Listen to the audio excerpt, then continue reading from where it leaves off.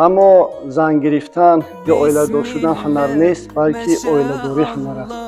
به نام خداوندی که سزاوار پرستش است آغاز میکنم. البته اویله‌داری چیزی بزرگ است و از جمله مقدسات است.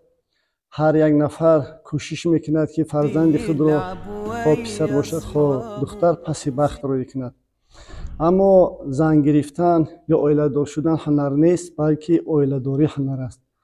هر یک انسانی که اویله‌دار می شود باید که نسبت یکدیگر با احترام باشد، با عزت باشد، قدر یکدیگر رو بشناسد. چون که پیامبر صلی الله علیه و سلم در حدیث مبارکشون تاکید میکند که شما نکاح کنید، طلاق نکنید، چون که نکاح عبادت است. خداوند منان زن را برای مرد آفریده است و مرد را برای زن آفریده است با وجه حلال. یعنی حتی در شب معراج پیامبر صلی الله علیه و سلم میگه دیدم اکثر مردم جهنم یعنی عزب بودن، یعنی سلما میگن به اصطلاح مردم ما، یعنی زنهای بی شوهر و مردان بی همسر.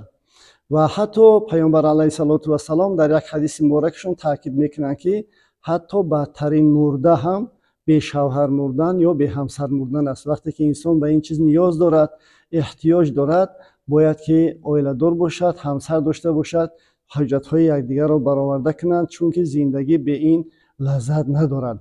و هدف از اویله‌دار شدن این است که از اونها فرزندی به دنیا بیاید که هم برای پدر و مادر هم برای جامعه سازگار باشد، نافع باشد. چون که فرزند این یک صدقه جاریه هست که تا زمانی که در قید حیات هست و برای پدر مادر خود دعا میکند یا هر عمل خیری که انجام میدهد در ثواب آن پدر و مادر او شریک هستند. اویله‌دار شدن بسیار حالتهایی می شود که انسان ها اویله‌داری میکنند اما نسبت همسران خود بی‌پروا و بی‌اعتنا هستند. بعضی آنها به درجه میرسد که به حالت پاشخوری اویله ها سر میزند و یکی از سبب‌های پاشخوری اویله ها این مهاجرت مهنتی است. البته مهاجرت مهنتی مشکلاتی فقط کشور ما نیست، حتی کشورهای ابرقدرت به این چیز گرفتار هستند. اما این معنی ندارد که هر نفری که به مهاجرت مهنتی رفت فرزندان خود را به دست فراموشی بسپارد. باید که در شرایط فعلی که همه شرایط موجود است وجود دارد، حداقل تماس تلفنی داشته باشد. اگر مالی هم یاردم کردن نتواند، مادی هم یاردم کردن نتواند، باید معنویاً آنها را روح برداری کند، دل برداری کند تا اینکه آنها دل سر نشوند و در زندگی شکست نخورند. برای زن هم ضرور است که از حال شوهر خود با خبر باشد و وظیفه زن همین است که باید رموزگیر باشد، رموز شوهر خود را بگیرد و تحمل پذیر باشد. در زمانهای گذشته ما ببینیم پاشخوری اویله ها قریب که نبود. در شرایط فعلی باشد اگر بسیار این چیز زیاد به چشم میخورد. این سبب چی است؟ سبب آن است که به قدر یکدیگر نمیرسند، احترام یکدیگر را به جا نمیارند، از احوال یکدیگر با خبر نمیشن. چون که هر یک پدر و مادر وقتی که فرزند خود را به بخت روان میکند باید که نسبت او یک نصیحت های خاصه داشته باشد، چون که فضای خانه ها فرق میکند. فضای خانه داماد دیگر است. برای همین چخیل یک پرنده ای که لانه میگذارد مانند همون است. یعنی انسان وقتی به زندگی قدم میگذارد و مشکلات زیادی روبرو میشود، البته انسان وقتی که تحمل داشته باشد، صبر داشته باشد، اگر برد میکند. چون که هرچند صبر تلخ است اما میوه شیرین دارد.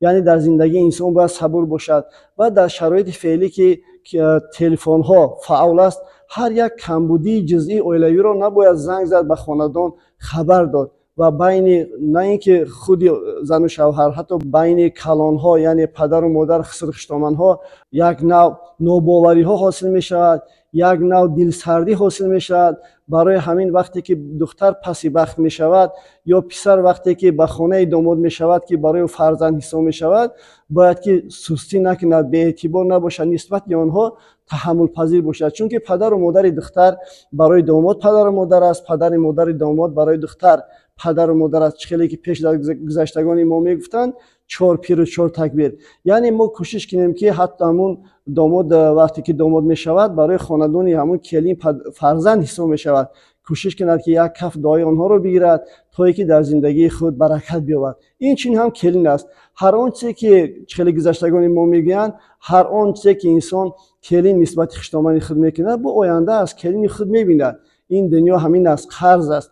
برای همین کوشش کنیم، تلاش کنیم، سعی کنیم که در زندگی بردبار باشیم و نسبت همدیگر با اعتنا و احترام باشیم.